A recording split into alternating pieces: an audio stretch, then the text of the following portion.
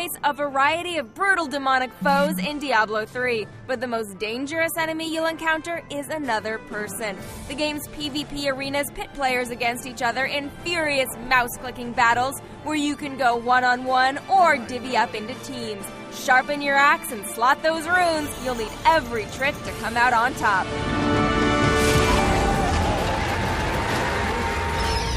I'm here with Jason Bender. Now, you are the senior designer for Diablo 3. This is like a little game that some people are anticipating. And right now we're going to talk about the PvP. Why did you feel like you needed to have PvP in this game? When you look at all the skills and all the cool stuff you can do, and the way people played Diablo 2, you can't help but want to kill each other with these things. There's so many combinations of crazy things you can do.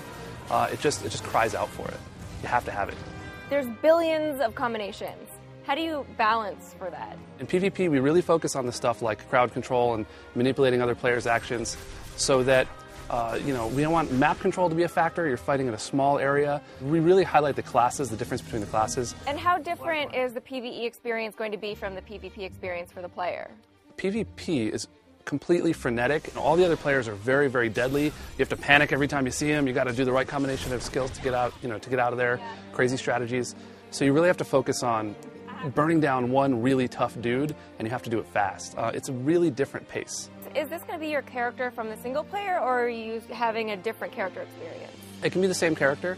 One thing to note is you actually can have a hardcore PvP character if you're really crazy.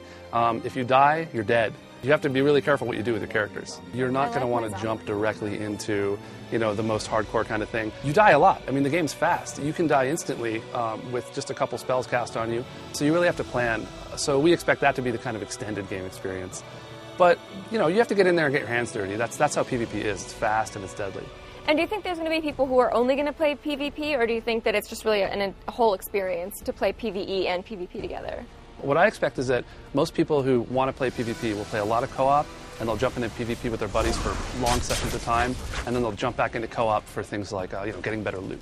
And what do you think is the thing that's really going to excite people the most about PvP? I really think just the sheer variety of craziness. Every experience is really different. Every battle has its own little narrative.